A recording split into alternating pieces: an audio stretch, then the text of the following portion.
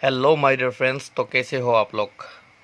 तो आज का जो मैं वीडियो बनाने वाला हूँ वो मैं जो रिक्रूटमेंट चल रहा है डिफेंस का, मिनिस्ट्री ऑफ डिफेंस का जो रिक्रूटमेंट चल रहा है उसका जो फॉर्म फिलअप कैसे करेगा मैं उसके ऊपर मैं कंप्लीट वीडियो बनाने वाला हूँ। तो चलिए शुरू करते हैं। तो सबसे पहले आपको फॉर्म निकाल लेना है। तो यहाँ पे मैंने फॉर्म को डाउनलोड कर लिया है, आप लोग देख सकते हैं। ये फॉर्म नंबर 1 ये फॉर्म है, ठीक है। अपेंडिक्स ए, ठीक है। यहाँ पे देख लीजिए सबसे ऊपर में यहाँ पे लिखा हुआ है to the commandant 41 field ammunition depot pin 909741 care of 56 APO, ठीक है। ये वाला जो फर्स्ट फॉर्म है इसको आप ले लेना है, ठीक है। ये आपका पेज नंबर 2 है, फॉर्म नंबर 2, ओके। उसके बाद आता है आपका यहाँ पे एक अंडरटेकिंग। ये है आपका एनेक्सेसर बी, सॉरी अपेंडिक्स बी। तो ये अंडरटेकिंग ऑब्लिक विलिंगनेस सर्टिफिकेट, इसको भी आपको फिलअप करना है। देख लीजिए ये 3rd नंबर में आता है, ओके। देन 4 नंबर में आता है आपका कॉलिंग लेटर। ये देख लीजिए appendix F, okay, appendix F. तो चलिए शुरू करते हैं फॉर्म फिलअप। तो सबसे पहले यहाँ पे जो है आप देख लीजिए, यहाँ पे नंबर 1 यहाँ पे जो है यहाँ पे लिखा है रिक्रूटमेंट नोटिस नंबर। यहाँ पे काफ़ी लोग ब्लैंक छोड़ दिया था, मैंने देखा है आज भी काफ़ी लोगों ने इसे ब्लैंक छोड़ा हुआ था।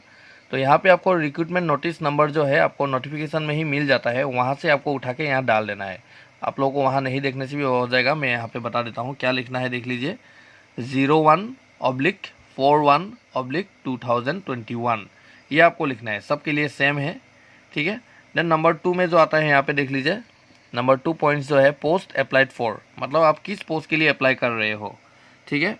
देख लीजिए किस पोस्ट के लिए अप्लाई कर रहे हो उस पर आप टिक मार्क कर दीजिए। मान लीजिए मुझे फायरमैन को करना है अप्लाई, तो मैंने फायरमैन के ऊपर इस तरह से टिक कर दिया। जो पोस्ट के लिए आप अप्लाई कर रहे हो उसी के ऊपर सिंगल टिक करना है, 2 टिक मत कीजिए, ओके। देन उसके बाद नंबर 2 पॉइंट्स जो है आपका यहाँ पे name of the candidate in block letters, ये तो सबको मालूम होगा, अपना नाम लिखना है यहाँ पे ब्लॉक लेटर्स में, मतलब कैपिटल लेटर्स में। तो यहाँ पे जैसे कि मैंने अपना नाम लिख दिया आप लोगों को दिखाने के लिए। उससे पहले यहाँ एक छूट गया, देख लीजिए यहाँ पे एक आपको हाफ साइज़ फ़ोटो लगाना है, पासपोर्ट साइज़ फ़ोटोग्राफ इसमें, ठीक है। एक पासपोर्ट साइज़ फ़ोटो लगाएंगे। उसके बाद मान लीजिए यहाँ पे आपने फ़ोटो लगा दिया और आपका वहाँ पे सेल्फ अटेस्टेड होगा, ठीक है। यहाँ पे फ़ोटो होगा, यहाँ से नीचे से लेके ऊपर तक, फ़ोटो का ऊपर तक आपका साइन होगा। मान लीजिए यहाँ पे फ़ोटो लगाया हुआ है और यहाँ पे मैंने अपना साइन कर दिया है इस तरह से, मान लीजिए, ठीक है, इस तरह से, ओके। आधा यहाँ पे होगा, आधा यहाँ पे होगा आपका साइन फ़ोटो का ऊपर में, यहाँ से लेके यहाँ तक जाना पड़ेगा, ठीक है। इसको बोलते हैं सेल्फ अटेस्टेड। उसके बाद नंबर 3 पॉइंट्स में आता है फादर एंड मदर का नेम। देख लीजिए माँ पिताजी का नाम भरना है, यहाँ पे अपना पिताजी का नाम भर दीजिए, ओके। यहाँ पे अपना माँ का नाम भर दीजिए। देन नंबर 4 में आता है आपका आधार कार्ड नंबर, ठीक है। आधार कार्ड नंबर अपना देख लीजिएगा, यहाँ पे मैंने इस तरह से XXX कर दिया है, ठीक है। आप लोग अपना आधार कार्ड नंबर पूरा कंप्लीट यहाँ पे लिख लीजिएगा, आधार कार्ड नंबर अपना आधार कार्ड में ही होता है। देन यहाँ पे एक आइडेंटिफिकेशन मार्क लिखना है, मतलब विजिबल आइडेंटिफिकेशन मार्क, मतलब ऐसा कोई निशान आपका शरीर का जो कि मतलब डायरेक्टली दिख जाए। जैसे कि मान लीजिए कोई चेहरा में आपका काला टील हो, जिसको इंग्लिश में हम लोग ब्लैक मोल कहते हैं, या कोई उंगली में, कोई हाथ में, कोई पैर में कहीं पे आपका कटने का निशान हो, तो उसको आप यहाँ पे लिख सकते हो। तो मान लीजिए मेरे फोरहेड पे एक ब्लैक मोल था, काला टील था, तो मैंने वहाँ पे लिख दिया 1 ब्लैक मोल ऑन फोरहेड, ठीक है। देन यहाँ पे आ जाइए, आप डेट ऑफ बर्थ डालना है आपको। डेट ऑफ बर्थ किस तरह डालना है ये भी देख लीजिए। यहाँ पे डेट, कौन सा डेट में आप जन्म हुआ था, तो मैं जन्म हुआ था 26 को, मंथ था मेरा मार्च, ईयर था मेरा 1987, ठीक है। 26 ये देख लीजिए 2603, मतलब मार्च महीना में मैं जन्म हुआ था, ईयर था 1987, ठीक है। इसी चीज़ को आप पूरा कितना साल हो गया आपका उम्र, कितना मंथ हो रहा है और कितना दिन चल रहा है, इसको लिखना है यहाँ पे।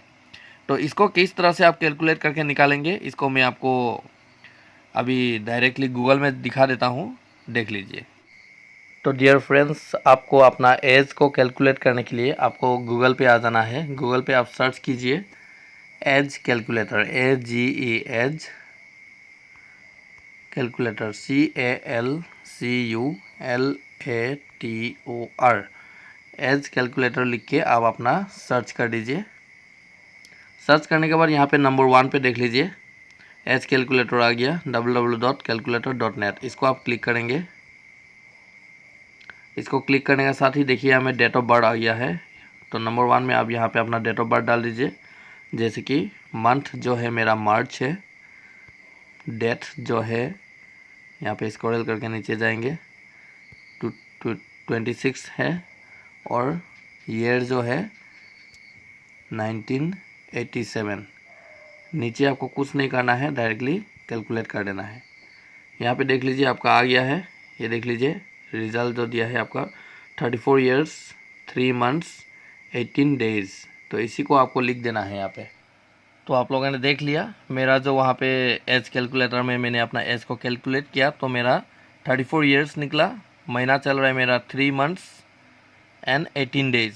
तो मेरा टोटल हो गया है उम्र कितना, 34 ईयर्स 3 मंथ्स 18 डेज़। इस तरह से आप अपना एज को कैलकुलेट करके यहाँ पे लिख लेंगे। देन आता है आपका कॉरस्पॉन्डेंस एड्रेस। कॉरस्पॉन्डेंस एड्रेस मतलब आप फिलहाल जहाँ पे हो, जहाँ पे रह रहे हो उसी का एड्रेस देना है यहाँ पे। तो फिलहाल मैं रह रहा हूँ कहाँ पे, मान लीजिए मैं रह रहा हूँ नामसाई पे, ठीक है। तो विलेज आ जाएगा यहाँ पे NAMSAI, Namsai. Okay, post office मेरा नामसाई है, ठीक है। यहाँ पे आप एक बात याद रखिए, यहाँ पे जो हाउस नंबर दिखाई दे रहा है, स्ट्रीट दिखा रहा है, विलेज दिखा रहा है, ये तीनों में से जो भी आप डाल सकते हैं।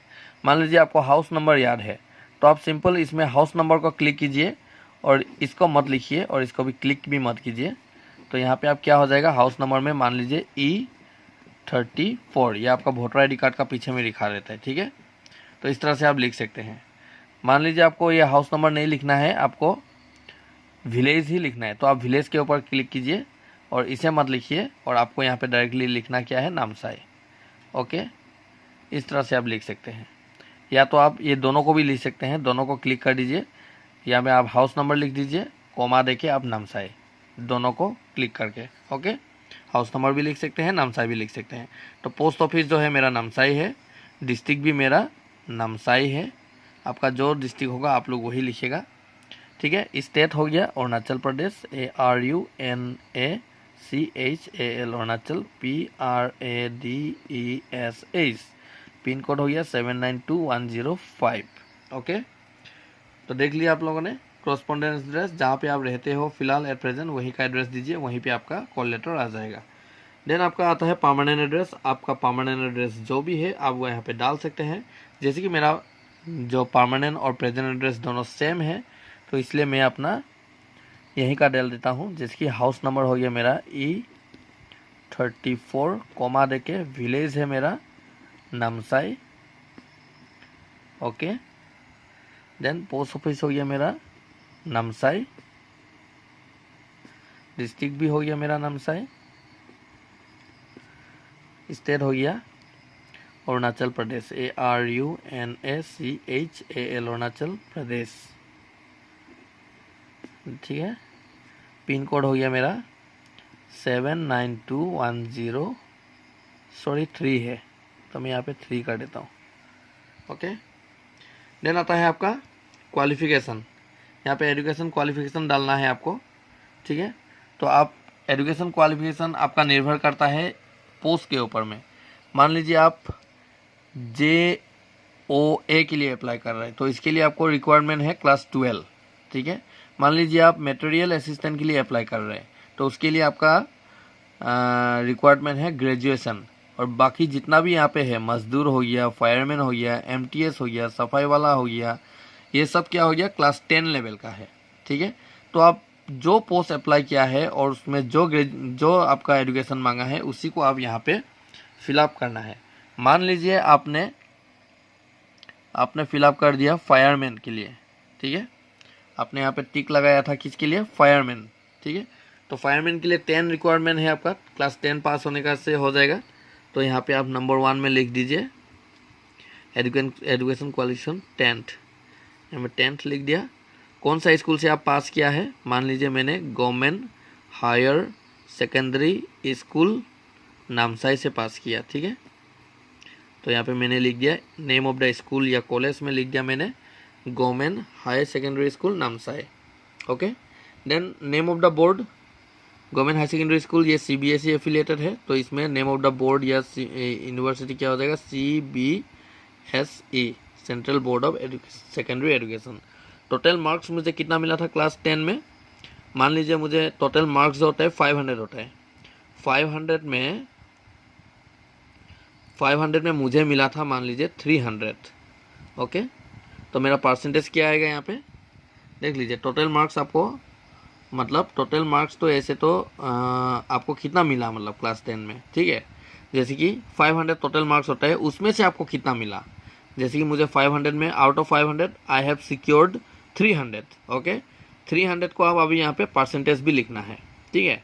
मान लीजिए 500 टोटल था, 300 में आपको मिला, तो 300 डिवाइडेड बाय 5 कीजिए, ठीक है। यहाँ पे करके दिखा देता हूँ।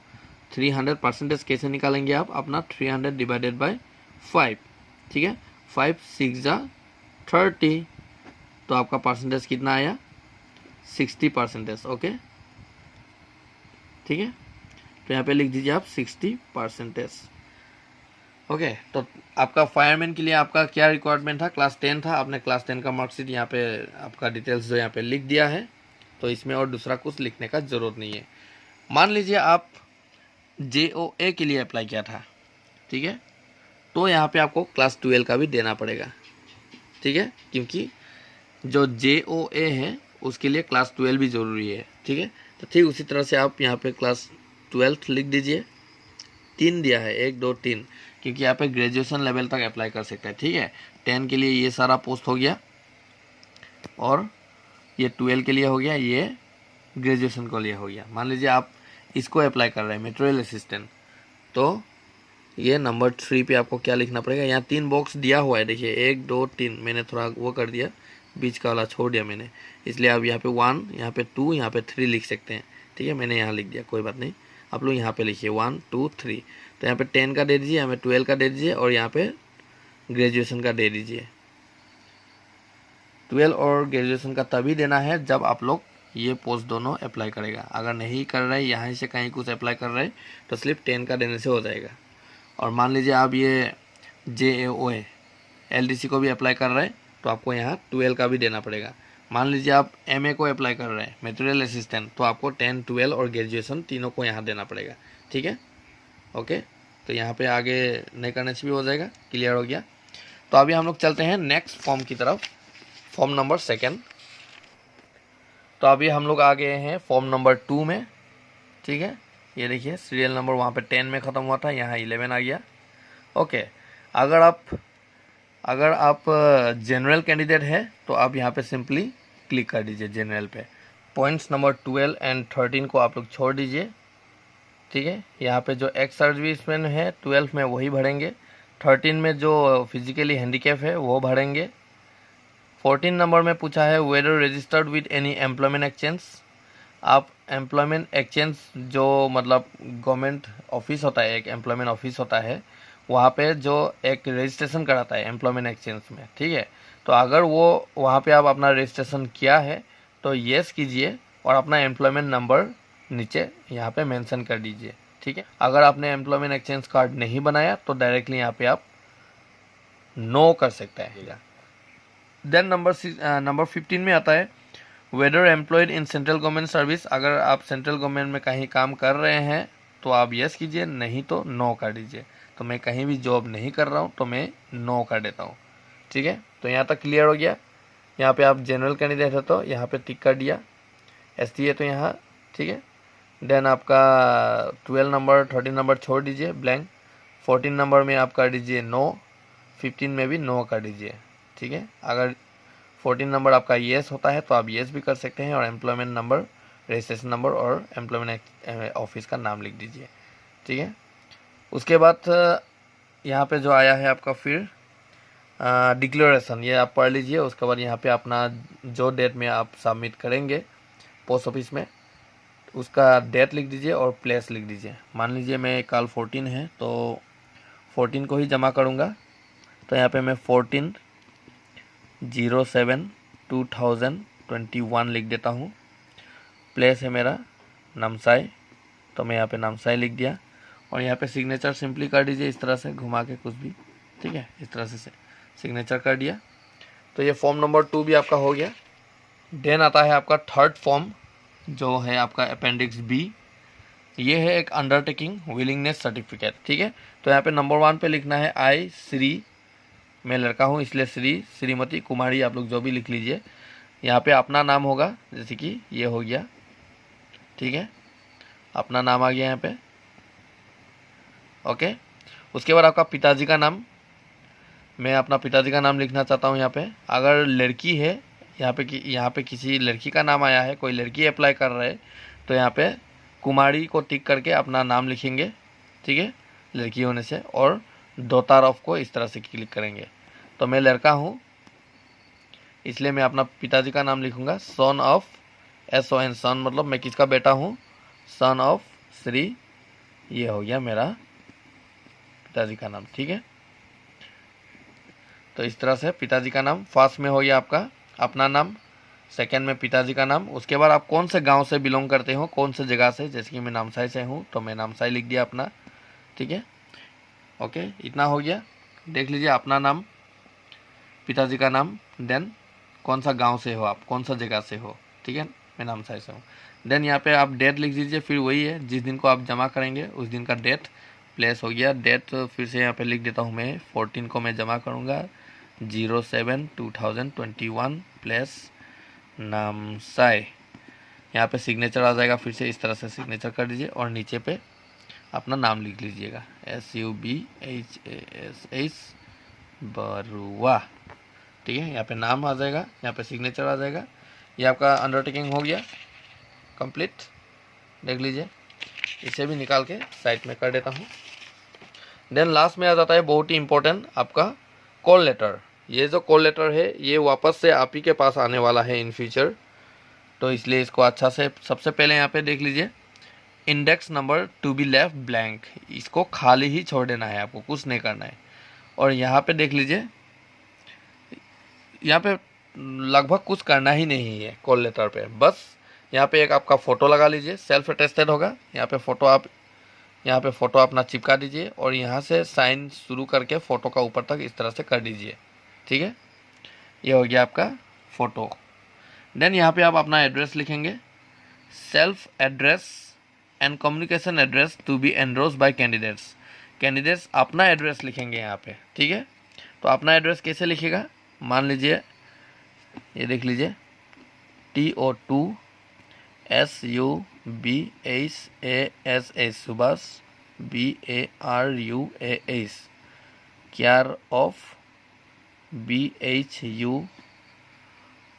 BHUPEN Bhupen BARUAH, okay. देख लीजिए मैंने अपना नाम लिखा, care of C/O Bhupen Barua, C/O मतलब केयर ऑफ पिताजी का नाम। देन आप कौन से विलेज से बिलोंग करते हो, VILL नामसाई, ओके, अपना विलेज का नाम। PO और मेरा PS मतलब PO मतलब post office / PS police station, मेरा दोनों सेम है नामसाई, ठीक है। मेरा डिस्ट्रिक्ट भी नामसाई है, DISTRICT डिस्ट्रिक्ट नामसाई हो गया, ठीक है। स्टेट हो गया मेरा अरुणाचल प्रदेश, ARUNACHAL अरुणाचल PRADESH। यहाँ में पिन कोड डाल दीजिए 792103। इस तरह से आप अपना एड्रेस लिखेंगे कॉल लेटर में, कुछ नहीं करना है, ना यहाँ लिखना है, ना यहाँ, ना वहाँ, ना कहीं पे भी कुछ नहीं। ये हो गया चारों फॉर्म कंप्लीट, ठीक है। नंबर 1, ये नंबर 2, देन ये नंबर 3 और ये 4, ठीक है। ये चारों फॉर्म मेरा हो गया फिलअप। अभी इसको आप कर दीजिए साइड और ले आइए 2 एनवलप, एक छोटा एक बड़ा। ये एनवलप का आप शुरू करेंगे, यहाँ से शुरू करना है। तो यहाँ से क्या शुरू करना है, यहाँ ध्यान दीजिए, अभी फॉर्म नंबर 1 ये देख लीजिए, अपेंडिक्स ए, ठीक है। तो यहाँ पे आप जो ये दिखाई दे रहा है ना, application for the recruitment of tradesman math, ये मैथ तक ही लिखना है आपको। मैं दिखा देता हूँ लिख के आप लोगों को, APPLI एप्ली, इसी को लिख रहा हूँ मैं, IT recruitment math, MATE math, देख लिया आपने। मैंने यहाँ से ये फर्स्ट लाइन को लिख दिया मैंने, ओके। यहाँ पे same to same application for the recruitment of tradesman math, ये बात लिखना है आपको, आप कौन सा पोस्ट अप्लाई कर रहे हो, ठीक है। यहाँ पे देख लीजिए, आप जो टिक मारा था, जो पोस्ट आपने अप्लाई किया था, जो जिसमें आप टिक मारा था, मैंने किस में मारा था टिक, फायरमैन में। तो यहाँ पे ब्रैकेट में लिख दूंगा मैं किस में अप्लाई कर रहा था, fireman, FIRE fire MEN man. तो मैंने फायरमैन में अप्लाई किया था, तो इस तरह से मैंने फायरमैन को लिख दिया। उसके बाद आप क्या कैटेगरी से अप्लाई किया था, जनरल ना ST ना SC ना क्या, तो आप, मैंने तो जनरल से अप्लाई किया था, इसलिए यहाँ पे लिख दूंगा GENERAL, जनरल कैंडिडेट। देखा, एक ही लाइन में आ जाना चाहिए, ठीक है। देख लीजिए, फायरमैन जनरल कैंडिडेट, कितना खूबसूरत से लिखा है, देख लीजिए। Application for the recruitment of tradesman math, किसके लिए अप्लाई किया मैंने, फायरमैन जनरल कैंडिडेट, ठीक है। काफ़ी बढ़िया से लिखा है, आप लोग भी इसी तरह से लिखेंगे। देन उसके बाद आपको लिखना है दिस पोर्शन को, ये जो एड्रेस यहाँ पे आपका फॉर्म का फर्स्ट पेज में ही दिया हुआ है, ये जो एड्रेस दिया हुआ है, इसी को आपको लिखना है यहाँ पे, सेम टू सेम। तो चलिए शुरू करते हैं। TO2 थोड़ा सा नीचे में लिखेंगे, द 741, ठीक है। देन लास्ट में क्या है, केयर ऑफ, C/O क्या है आप लोग बताइए, C/O 56 APO। ये देखिए एकदम सिंपल, ये आपका मेन एनवलप जो रेडी हो चुका है, ठीक है। फिर से मैं दिखा देता हूँ सामने से, ये देखिए, देख लीजिए बढ़िया से, ठीक है। ये हो गया आपका मेन एनवलप रेडी हो गया। एक छोटा वाला लीजिए, उससे थोड़ा ही छोटा, ज़्यादा छोटा भी मत लीजिए, उससे थोड़ा छोटा लीजिए, ये दोनों बराबर है, गलती से ले लिया मैंने दोनों बराबर, लेकिन आप लोग छोटा वाला लीजिए। तो छोटा वाला में सबसे पहले आप क्या करेंगे, अपना एड्रेस लिखेगा यहाँ पे, जो आप कॉल लेटर में लिखा था ना, यहाँ पे देख लीजिए, ये जो कॉल लेटर पे आपने लिखा था अपना एड्रेस यहाँ पे, ठीक है, यही एड्रेस आप यहाँ पे भी लिख दीजिए, छोटा वाला एनवलप में, ठीक है। जैसे कि मैंने क्या लिखा था, मैंने एड्रेस आप लोग देख लीजिए, अपना आंखों से देख लीजिए, मैंने ये एड्रेस लिखा था, तो ठीक उसी को आप यहाँ पे लिख दीजिए, TO2 SUBHASH, अरुणाचल, मेरा अरुणाचल प्रदेश है, आप लोग का जो है वही लिखेंगे, अरुणाचल प्रदेश। पिन कोड है मेरा 792103, कंप्लीट। देख लीजिए, यस, इसको बोलते हैं सेल्फ एड्रेस, ठीक है। इस तरह से आप अपना कॉल लेटर जो छोटा वाला एनवलप में डालेंगे, इस तरह से अपना एड्रेस को लिख लीजिए। हो सके तो आप अपना फ़ोन नंबर भी दे सकते हैं यहाँ पे साइड में, सुंदर से इस तरह से PHON फ़ोन नंबर भी आप डाल सकते हैं यहाँ पे, ठीक है। जो भी आपका फ़ोन नंबर है 8XX मान लीजिए, जो भी आपका फ़ोन नंबर है 95, आप यहाँ पे अपना फ़ोन नंबर भी डाल सकते हैं। मैंने XX कर दिया है, यहाँ पे आप अपना फ़ोन नंबर भी डाल सकते हैं, ठीक है। तो इस तरह से कुछ दिखेगा आपका तब, ठीक है। उसके बाद यही सामने में जो एरिया बचा है, यहाँ पे आपको 25 रुपीज़ का स्टाम्प लगाना है, ठीक है। जो पहले चिट्ठी उट्ठी लिखते समय छोटा सा स्टाम्प नहीं मिलता था, 5 रुपया, 10 रुपया, 15 रुपया, या जो जितना भी रुपया का हो, यहाँ पे आपको रेडीमेड मज़ा से पोस्ट ऑफिस में जाके मुझे स्टाम्प चाहिए 25 रुपीज़ का, बोलिए, आपको दे देगा, आप यहाँ पे चिपका दीजिएगा। तो ये आपका रेडी हो गया। तो इस आप क्या करना है, ये जो आपका अपना एड्रेस लिखा है, इसमें आपको क्या करना है, इस कॉल लेटर को डाल देना है। देन आपको इसको फोल्ड कर लेना है इस तरह से, मैं एक ही हाथ से कर रहा हूँ, अपना कॉल लेटर को फोल्ड करना है, ठीक है। सब फॉर्म को नहीं, सिर्फ ये कॉल लेटर को, आपका जो कॉल लेटर है, मैंने इस तरह से मान लीजिए फॉर्म कॉल लेटर को, सिंगल पेज है ये कॉल लेटर, ठीक है, देख लीजिए सिंगल पेज।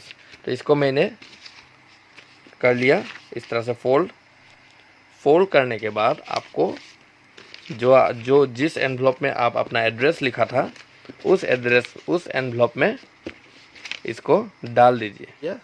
ये कॉल लेटर आपने किसके अंदर डाला है, अपना एड्रेस जिसमें लिखा था उसका अंदर में डाला है, ठीक है।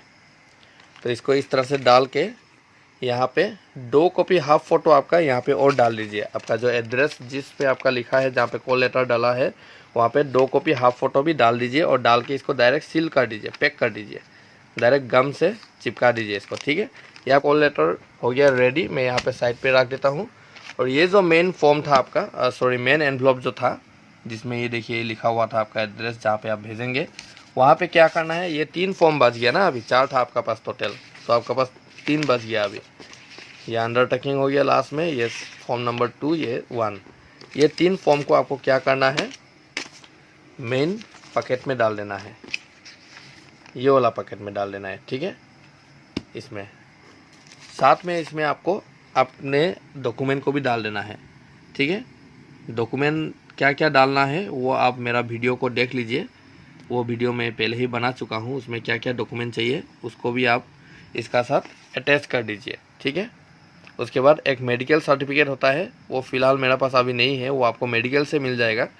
कोई भी मेडिकल में चला जाइए, वहाँ पे आप डॉक्टर को बोलिए कि मुझे कुछ जॉब अप्लाई करना है और उसके लिए मुझे मेडिकल फिटनेस सर्टिफिकेट चाहिए। वो डॉक्टर आपको थोड़ा सा ऐसे चेकअप वेकअप करेगा और एक सर्टिफिकेट देगा, government of Arunachal Pradesh office of the, मान लीजिए जो मेडिकल का नाम है, और आपका डॉक्टर का सील वगैरह होगा। वहाँ पे ये लिखा होगा कि ये लड़का जो कुछ बीमार उमार नहीं है, फिट एंड फाइन है, ये इस जॉब को अप्लाई कर सकता है, बोल के एक सर्टिफिकेट देगा। वो सर्टिफिकेट को भी इसी का साथ में अटैच करके अपना जेरोक्स कॉपी जितना डॉक्यूमेंट्स है 3-4 जो होगा, क्लास 10 12 जो भी है, और आधार कार्ड और बर्थ सर्टिफिकेट जो भी है, इसका साथ अटैच करके एक साथ में अब इसको इस तरह से फोल्डिंग करेंगे, ठीक है। तो मैं फोल्ड करके दिखा देता हूँ। इस तरह से मान लीजिए आपने जैसे कि आप लोग देख पा रहे हो, मैं यहाँ पे डाल दिया है इस फॉर्म को भी, आपका जितना था यहाँ पे डाल दिया मैंने, ये देखिए डाल दिया इसमें, ठीक है। अभी क्या करना है आपको, ये दोनों को आप पोस्ट ऑफिस ले जाइए, ठीक है। ये दोनों को लेके आप अभी पोस्ट ऑफिस जाइए। सबसे पहले पोस्ट ऑफिस में आपको क्या बोलना है, जो आपका सेल्फ एड्रेस था जहाँ पे आपने कॉल लेटर डाला था, वहाँ पे चिपकाने के लिए आपको 25 रुपीज़ का स्टाम्प चाहिए, बोलिए यहाँ पे चिपका लीजिए। जैसे ही आप 25 रुपीज़ का स्टाम्प चिपका लेते हैं, फिर से आपका ये मेन जो एनवलप था, ये मेन एनवलप जो है, इसको आप फिर से ओपन कीजिए, ठीक है। ओपन करके ये देखिए, इसलिए मैंने बोला था एक एनवलप बड़ा होना है, एक छोटा होना है। ये जो आपका सेल्फ एड्रेस जिसमें आप कॉल लेटर को डाला था, वो थोड़ा छोटा होना चाहिए, और यहाँ पे जैसे ही आप अपना स्टाम्प लगा लेंगे, इसको भी इसी का अंदर डाल देना है, ठीक है। तो ये तो अभी यहाँ पे घुसेगा नहीं, क्योंकि दोनों मैंने बराबर ले लिया था, तो इसलिए मैंने, अगर आप बराबर भी ले लिया है तो कोई प्रॉब्लम नहीं है, इसको आप यहाँ से साइड से इस तरह से मोड़ के छोटा भी कर सकते हैं, ठीक है। तो मैं इसको अभी छोटा कर देता हूँ, फिलहाल थोड़ा सा ये मैंने छोटा कर दिया। अभी मैं इसको इसी का अंदर डाल दूँगा, मेन फॉर्म का अंदर में मैंने छोटा वाला फॉर्म को भी डाल दिया। थोड़ा सा घुस नहीं रहा था, फिर भी मैंने पैकिंग करके डाल दिया। ये देखिए चला गया अंदर, ठीक है। ये रहा आपका मेन फॉर्म। आप सिंपल अभी इसको स्पीड पोस्ट कर दीजिए। आप पोस्टमैन को वहाँ पोस्ट ऑफिस में बोलिए कि ये मुझे स्पीड पोस्ट करना है।